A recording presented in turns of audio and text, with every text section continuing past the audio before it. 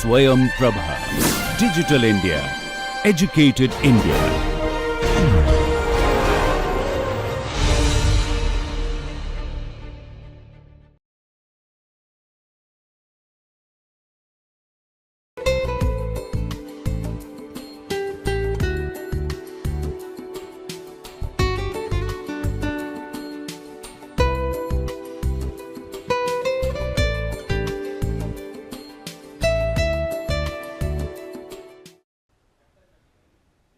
Hello friends,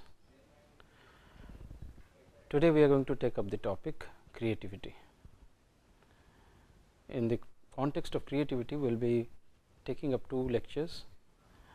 In the first case, we will theorize about creativity, we will look at how it is defined, what do we have to say about creativity, and in the second lecture, we will look at how we can actually use certain tools to encourage creative thinking for a variety of purposes. So, we will look at the first thing we will do is find out how creative you are, and as I have shared with you, although the results are not to be taken very seriously, they are rough indicators about certain mindsets that you have, about certain ways that you feel about things, about your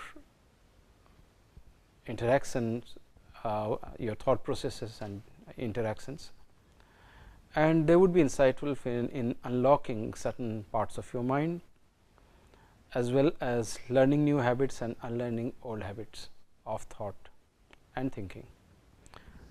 Now, you see that the way that creativity has been defined always brings an element of something which is new, something which is innovative, something which is different, and we will discuss that in greater detail as we proceed with this talk. We are told that it is the ability to make, otherwise bring into existence something new, okay? Whether a new solution to a problem, a new method, a device, a new artistic object or form. So, the element of new in a wide variety of fields which are accepted or considered as significant is what we consider generically as a significant creative contribution. However, there is a larger definition of creativity and a smaller definition of creativity. The larger definition of creativity is creativity that have creativity, examples of creativity that have made history or have made significant contributions to science and technology, visual arts, music, painting, culture studies, methodologies, to knowledge in general. But the smaller aspect of creativity, which of course will be the focus when we do the creative activities, will deal with creative thoughts of taking up small problems and being creative about it, about them, and we never know, at some point of time we might find that these may lead to still more refined, more cogent, more significant creative ideas.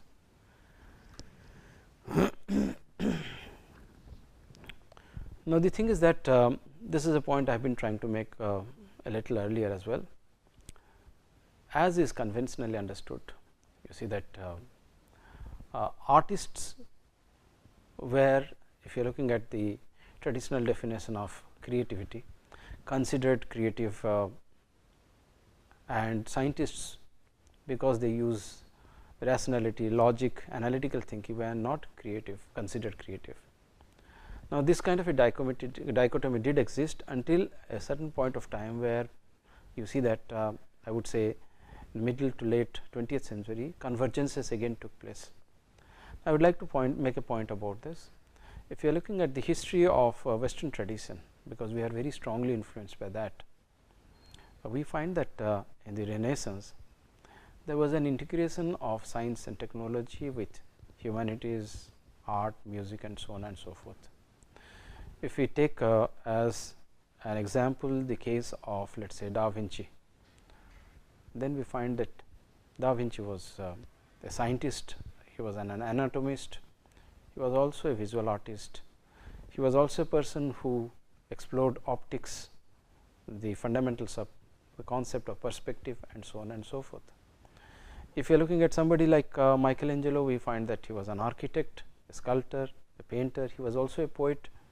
So, we find convergence of different qualities, creative qualities, and the dichotomy between science and art, humanities emerged from that point, and then radically transformed the way we looked at things. And we had a scientific way of thinking, and we had apparently a creative way of thinking, the way that artists thought. Okay. And that hangover continues for a very long time. But today we realize that in different fields creativity exists, and as the definition clearly indicated, we are not differentiating between the fact that creativity can exist in almost all disciplines. However, what is to be considered creative, let us say in science, and what is to be considered creative, let us say in visual art or in music, can be very, very different. Who is considered a genius, let us say in the field of science or in music or in painting, can be very, very different. So, those differences do exist, and we have to respect the fact that different fields, different things are considered as significant, and that determines how we look at the concept of creativity. But whatever the nature, it is to generate new ideas is in different fields, a combination of creativity, skills, intelligence, natural abilities. If you are looking at creative geniuses, creativity as we understand something new, coming up with a new idea is definitely there, but skills, what degree of skills, memory, imagination combined, let us say in the draftsmanship of let us say Da Vinci, the lines are absolutely immaculate. So, the craftsmanship is also something which comes in. So, creativity includes, creativity is combined with skills, intelligence, ability to analyze things, grasp things, and the innate natural abilities, biologically driven, all these things combine to make creative geniuses. But in ordinary life, as I told you a little earlier, which is what we are going to focus on in the next part of the talk, we can all generate new interesting creative ideas, and that is going to be our focus at a later point of time. However, right now let us quickly look at various kinds of models. You see that if you are looking at European tradition, we find that in the early part of the 20th century, explorations start. However, the concept of creativity, people think about it in a they start thinking about it in a serious way, and it is divided into 4 or 5 categories, like you have preparation, and where you prepare to work on the problem, to focus your mind on this particular problem and explore the problem's dimensions. Incubation, where it is internalized in the unconscious mind, things are happening, connections are being made, neural networks are being explored, but all this is happening when probably we are not even aware of it. So, it is happening in the unconscious or the subconscious mind. So, incubating is where nothing is visible outside to the surface. Intimation, you get a feel that well, maybe the solution is there, you have not got it. Illumination is, or insight is where you suddenly feel that well, you have got the solution. Now, this is a very interesting thing, that insight comes suddenly and has to be differentiated from trial and error learning, where improvements take place gradually. Learning how to cycle, the improvement comes gradually. It does not so happen that you learn cycling in a single day, the learning is very gradual and slow.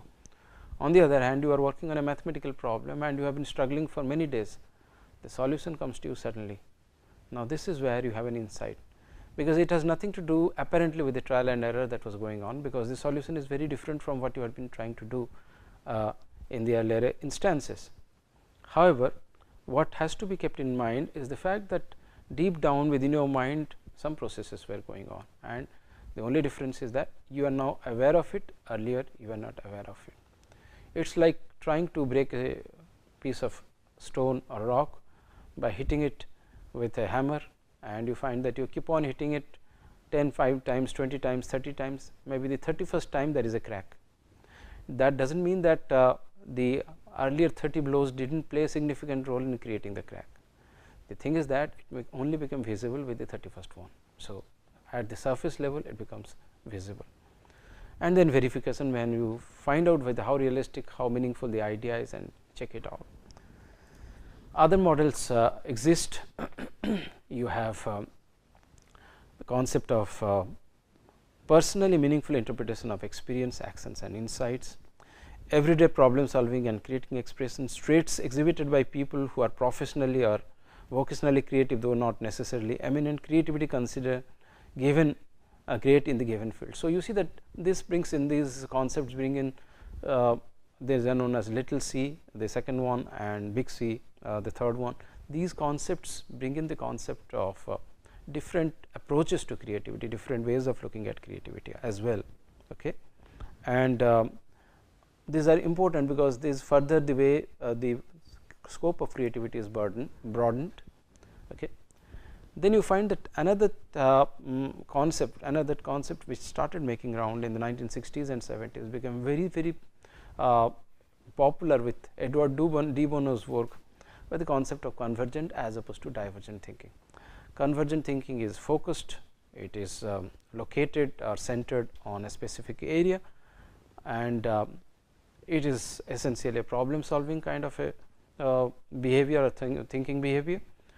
Divergent thinking, flexible thinking is where flexible thinking is a little different, we will come to that, but divergent thinking is where your thinking is diffused, it is playful, it is trying to make radically unreasonable illogical connections between various kinds of things, and this playfulness very often can give rise to very interesting and new ideas. In fact, flexible thinking on the other hand is the ability to change your way of thinking, the route of your thinking at a moment's notice. That also is relevant for creativity, but is not directly to be equated with divergent thinking. Then you see that you have new moderns which explore computational approaches to creativity, looking at the way that explicit and implicit processing, the way that the brain operates, the way that brain processes information, and how the implicit processing is related to the explicit processing. There are differences, there are similarities, there are coexistence, there are interchange, there are exchange of ideas. These are what are highlighted in this particular set of theories, which are recent, fairly recent theories. So, I am touching upon some of these. You can look up different places on Google to find more information in these, because they might be interesting for you. However, right now I would just also point out that computers or a computer's assessment of creativity also is something which is taken into consideration, and that is what you found in the earlier slide, as well as looking at the brain functions in order to understand how creativity takes place. We will come to that in a moment, but here are a few points which are highly debatable areas. We will not touch upon them. If you are interested, you can always explore relevant books and websites and papers, and some of these will be given to you in the links, and you can explore them on your own. Now, de Bono, Edward de Bono, a person who became very popular in this field of creative thinking, starts by critiquing the conventional ideas about intelligence. Now, I will discuss that a little later in detail. So, the concept of intelligence, IQ, all these things are challenged, and the logic that is put forward is that if IQ is good enough, then why is it that many people are not successful or unable to in making a mark, or even being able to communicate or show their creativity. The second is Daniel Goleman, who popularized the concept of emotional intelligence, and which gave rise to concepts like EQ and all that. Now, this is a concept which again differentiates intelligence from certain other attributes, from analytical skills of the mind to other skills of the mind, which are equally important. Now, in some of the other lectures we are doing emotional intelligence, where the details of it will be discussed, but they can be pitted against the concept of creativity as well as intelligence. And at in the 1960s and 70s, again a lot of very interesting tests developed, and these tests again give us insight as to what is it exactly that people try to explore and analyze under the construct of creativity. Now, plot test, where uncommon word association test or uncommon figure association test, remote association test. Now, all these tests essentially try to explore maybe some of these features, that is fluency, the total number of interpretable, meaningful, relevant ideas generated in response to the stimuli or stimulus. So, how quickly, how effortlessly somebody is able to come up with new ideas, originality, ideas again which we talked about, how unusual these ideas are, because usual ideas are ideas which everybody can generate, unusual ideas can be generated by, let us say, creative people. Now, some of them might be meaningfully creative, and elaborations, the amount of details these things have, so that you can actually evolve them into specific let us say evolve them into specific applications, products, or even theories. You are coming up, let us say, with a theory of, let us say, intelligences. Now, you just saying that intelligences can be of different kinds is not good enough. If you are able to identify different categories of intelligences and differentiate between them and tell how they operate, then you are able to make a mark, the way Gardner does with his 7 kinds of different intelligences that he proposes. So, conceptually you can also do that in developing a product. The details of the innovation, even with a small product like a drinking bottle, where you see that you have various kinds of innovative measures which will see to it that it does not leak, it gives a early warning of breakage, it has portability, it has compatibility, it has some kind of handle or small details which make it very meaningful. Even small products can have a lot of creative details. Then you see that visual, auditory, associative, in all these cases you see that probably these fluency, originality, and elaboration are considered as important and can add to the element of creativity, whether we are talking about tests of creativity or actual application of creativity in large and small cases of everyday life. If you are looking at the example of, let us say, cricket, I can think of 2, one which relates to googly, where you see that it is definitely a creative idea, because deception is involved. You move your hand in a particular way and the ball moves in a different direction from what is anticipated. So, it was a very creative idea.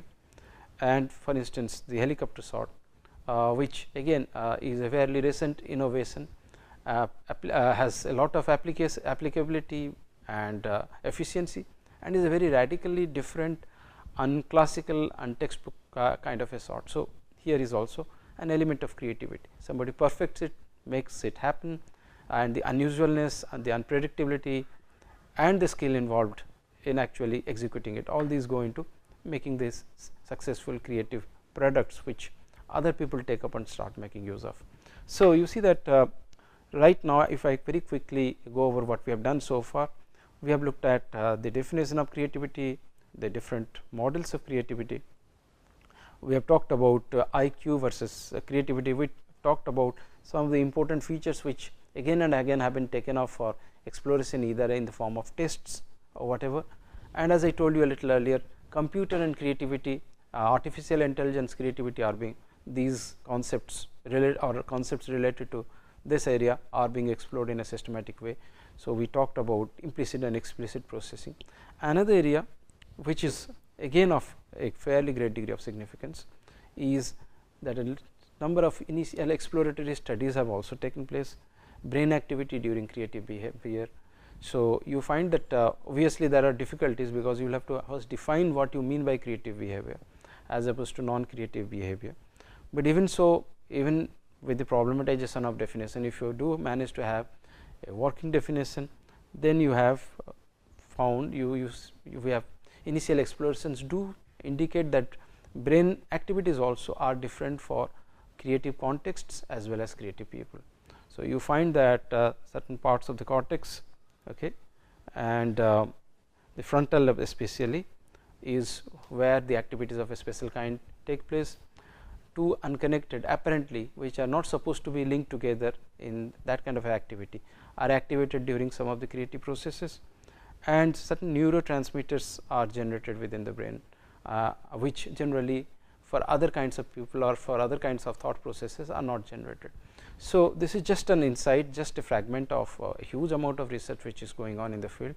In fact, there are quite a number of interesting books I have come across which talk about brain activities of various kinds that get linked to creativity, and maybe I will share with you 1 or 2 papers in those areas. Another interesting aspect with which we began was the historical definition of creativity in the Western context. By talking about Western context, we obviously make ourselves aware of the fact that there are other contexts as well. Even within the apparent blanket term of Western concepts, there can be let us say different distinctions in terms of specific countries which define creativity in different ways. So, to begin with, if we ask this question, I do not really know, in the discussion forum probably we will try to explore it together. Do we traditionally have a concept of creativity in our tradition? We have the concept of a genius in our tradition. At some point of time, when people were exploring the concept of visual arts and especially literary arts, the concept of a genius and the quality of a genius, which was known as pratibha, was explored in the ancient Sanskrit tradition. But and probably that is the only thing that we have in the context of something which can be related to the element of creativity. But interestingly, this concept of pratibha was emphasized or focused especially in the context of literary arts, although the concept can be extended to other art forms. But interestingly, as I told you, it was not extended to the other kinds of activities like darsana, other kinds of analytical activities like exploring let us say astronomy, astrology and things like that, in which cases it was generically not explored in a systematic way. But probably this is the Indian concept of a poetic genius or a genius of any kind, and it would be interesting to explore what are the qualities that are identified there. Maybe what I will do is do a quick definition, working definition of this, jot down points and share it in a discussion forum, so that we can have some interesting explorations of what creativity meant in the Indian context. But we can also have another interesting concept of what creativity means today in the Indian context. Okay. So, that again through the discussion forum, in different cultures we can get to have insights into what creativity means, and we will put it up in the discussion forum. Now, you see that many Western traditions are individual centric. The focus is on the I, on the self, and in such cases you find that there is a tendency to define creativity in terms of individualism. However, in the Eastern tradition there is collective, where there are collective cultures. For instance, in case of China, even in case of traditional India, creativity is very often explored, number one, within a tradition, and number two, within a collective or a collaborative work. In fact, there is another book which part of which I will share with you, and some of the basic ideas I will share with you. I am not done that in this lecture, but in the slides I will incorporate the name of the book, that collaborative creativity, creativity as a collaborative act, creativity as a diffused act, diffused amongst a group of people. Creativity which is generated by, let us say, a tradition, is something which can be has started being explored, and it can have significant implications in the context of, let us say, technology, because much of technological creativity is collaborative. Currently, much of the codes that are written are very creative, but they are collaborative work. And you see that although crowdsourcing is a different issue altogether, I will talk about it when we discuss certain other things, and I have already discussed it in the context of social media. We find that there are certain other examples where you see that collective creativity does exist, as for example, in artisan communities. Let us say that if you are looking at a tradition of Bengali patta painting or Odia patta painting, we find that the craftsmen learn from one another, the basic techniques are learned from one another, but you find that within that certain flexibilities, certain variations are encouraged, certain new themes are encouraged, and there is a collective creativity. One learns from the other, transmits it with his or her distinctive originality, and so you see that there is collaboration and there is individualization. So, both the things you might say prosper simultaneously. So, some of these artisans express themselves as saying that, well, we have to learn and we have to work within the tradition, we are doing things collaboratively, but within that my individualization is something which gets expressed. So, that is another collective exploration of the concept of creativity. In certain other areas, like for instance in China, the social impact of the work is considered as significant. Certain other places there is probably no word for to equivalent to creativity, and some places creativity is all about the ability of coping with life. Others may focus on just one aspect of creativity like divergent thinking or problem solving and so on. So, this again is interesting, that we need to be aware of the fact that creativity is a concept with a relative set of definitions depending on which particular category of people are using it. Still difficult to define. So, I will just bring in these problems: intellect, intuition, conscious, unconscious, order, disorder, conventional, unconventional, left brain, right brain, originality, uniqueness, difference. Now, you see that you find that lot of things go into this debate, okay, which is creative, which is not creative, and in certain cases you will find that not all the attributes can be very clearly articulated. Somebody might even challenge the notion that somebody might say that disorder is creative because it leads to divergent thinking, but some of the others may say that no, order is very significant in the context of creativity as well. Conventional as well as unconventional, within a tradition you can have creativity diffused within a community. So, in that case it is conventional in certain ways. So, you have a wide range of definitions of creativity and wide range of debates as well about what is creative, what is not creative, and how to define it.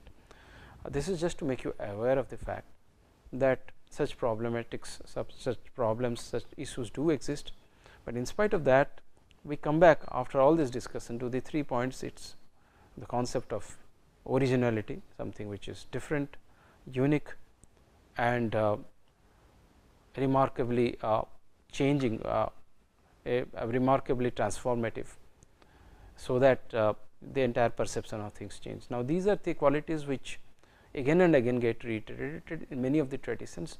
So, for a working definition people today use that. And the next point is that if you are talking about all these things, how are they relevant in the context of soft skills? They are relevant in the context of soft skills because you see that one of the fundamental issues which comes up is generating new ideas, developing new technologies, coming up with new solutions, strategies and so on and so forth in various walks of life when you are working, and much of these require creativity skills. And hence, after quickly going through some of the theoretical aspects of creativity, we would need to do certain activities on creativity. However, before we go on to do anything creative, I would like to make a point, which is that it is very important to develop a mind which is willing to accept changes. Unlearning things that you have learnt is very, very important. You might be intelligent, but if you are arrogant, then you can never be creative. Arrogance and intelligence, when they are together, can be very, very bad. And I would just like to touch upon the points that are made by Edward de Bono about this particular thing. Artistic versus scientific, how they are different, they are just indicated here.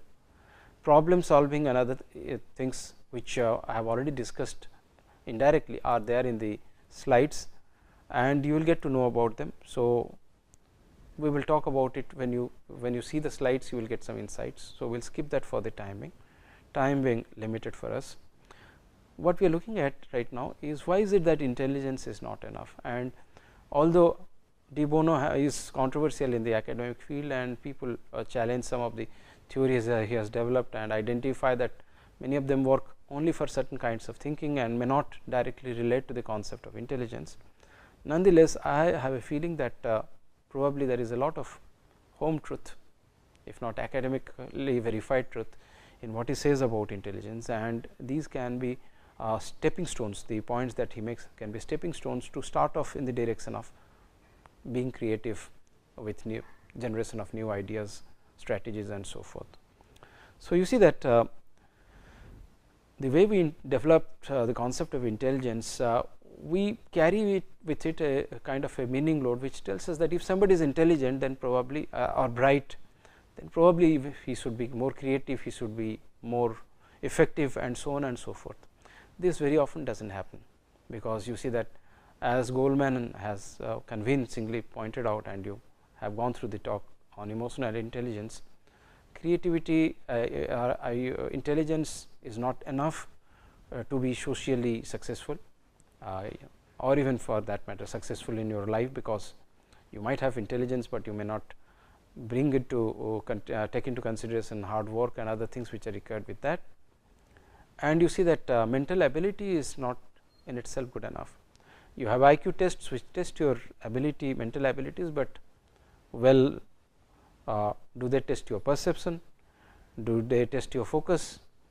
Now, you see that other than abilities, you need to also have build these qualities of perception, qualities of focus and so on and so forth. So, intelligence is a kind of a potential, it is something which is given, which is there, but it has to be utilized. If you remember earlier, I talked about perception and attention. In the perceptual field, you can feel the presence of everything, but it is only what you attend to is what you register.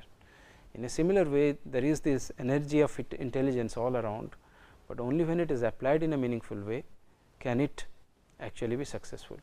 It is like the difference between having a very powerful car and a poor driver, as De Bono suggests, and a moderately good car and a very careful and competent driver. Now, the possibility is that although apparently for a very short period of time the more powerful car might show success, it might crash and that might be the end of the story, whereas a more careful driver will succeed in channelizing the energies of the brain, even if the energies and resources are limited, in a more meaningful and constructive way. So, intelligence combines a lot of qualities like ego, ability to defend cogently. So, you have an ego which you have to unlearn very often, accept that somebody else might have points which are meaningful, because if you do not think that way, what you will do is you will argue.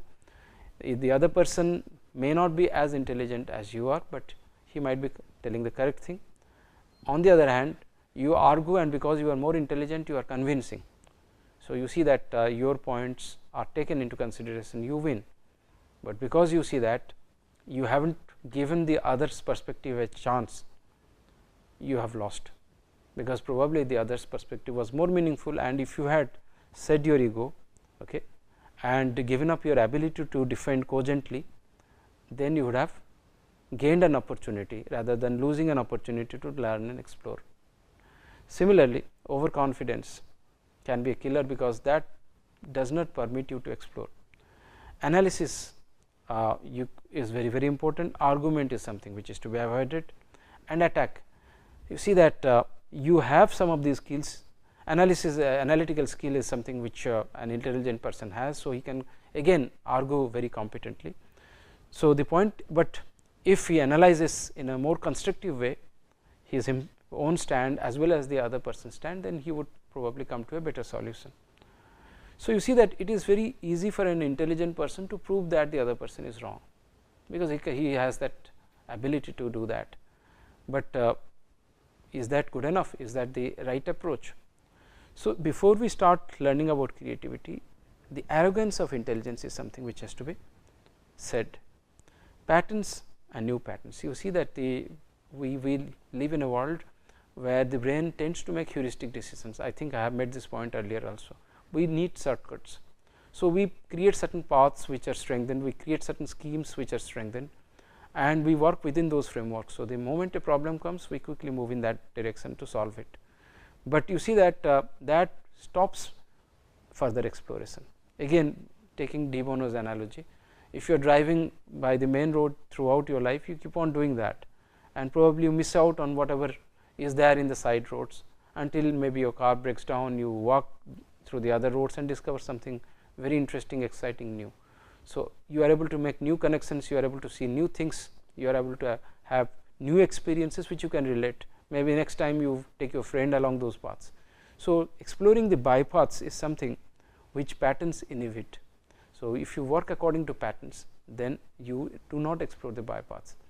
The various tools that we will be using in the next lecture will try to break these bypaths.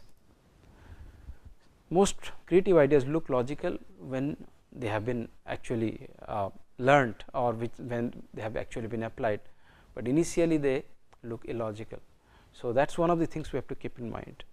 So, that when you come up with new ideas, apparently they might look illogical. So, and later on when you look at it, they look very, very logical. Two examples, one is the shift from large computers, huge computers which occupied university buildings and were very less powerful, to the contemporary PC as well as the mobile phones. So, somebody had to take a step. You see that the moment somebody innovatively thought of computers at home, okay, then you had a situation where computers became a byword in every house. Okay. So, this is another issue that needs to be kept in mind. So, also with the concept of vaccination, which you see that or inoculation, where you are bringing in the germs in a milder form or injecting them into the body. So, apparently the idea looked ridiculous right at the beginning. So, these are important issues that give us insight to the fact that when some very radical interesting ideas emerge, they look ridiculous, but afterwards they seem very, very logical, because you are able to link the pieces together. So, this is something which has to be kept in mind, that when you are making dynamic explorations, creative explorations, apparently things which seem logical, which very often is linked to the concept of intelligence, may have to be said, you might have to abandon them, and these are some of the techniques again which we will discuss in the next section.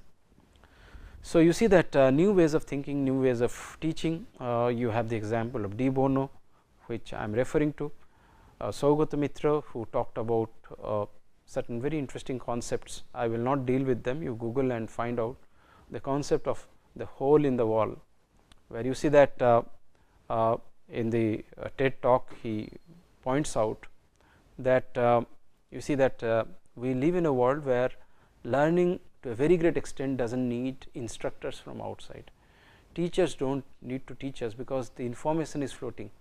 The key to learning is self motivation and an urgency to do something.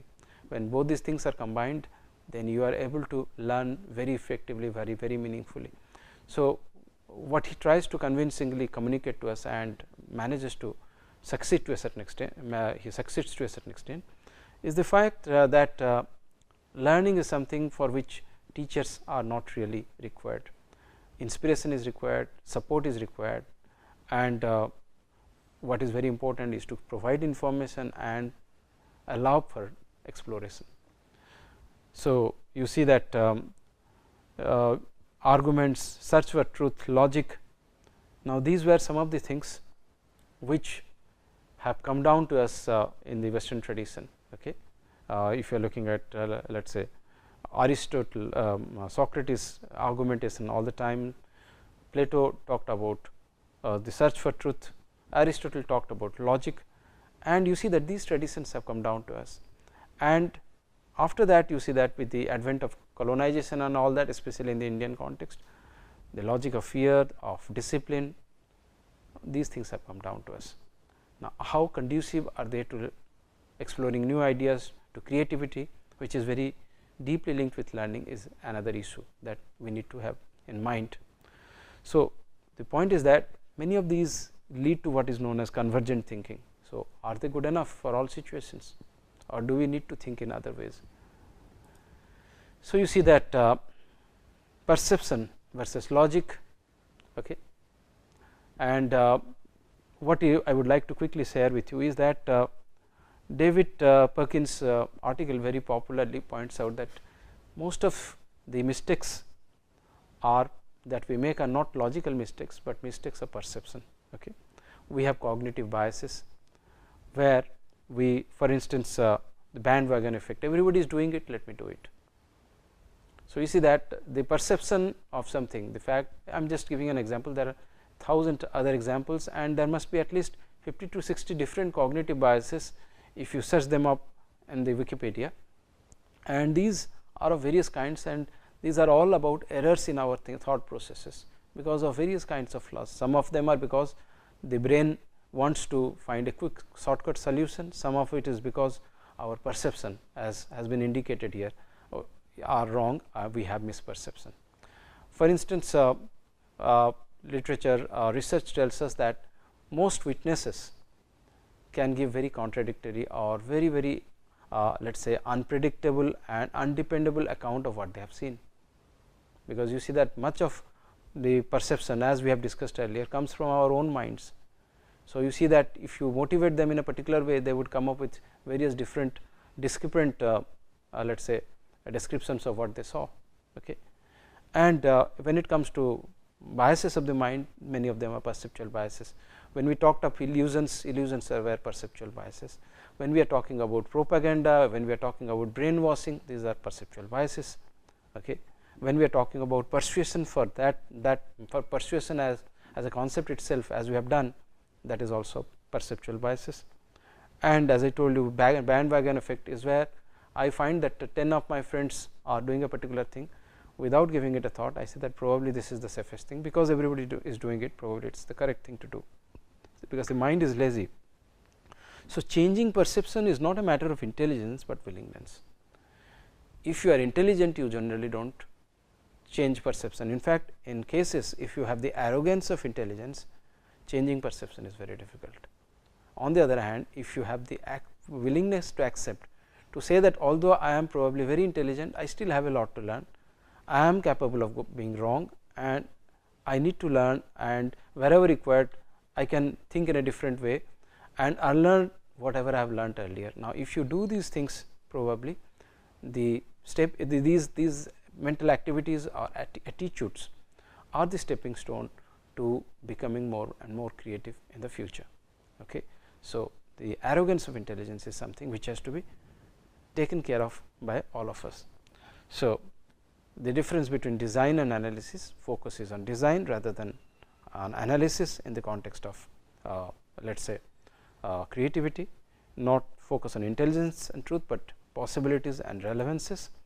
And with this, I hope that you have kind of prepared yourselves for taking the next step, where you will ignore the misgivings of your mind.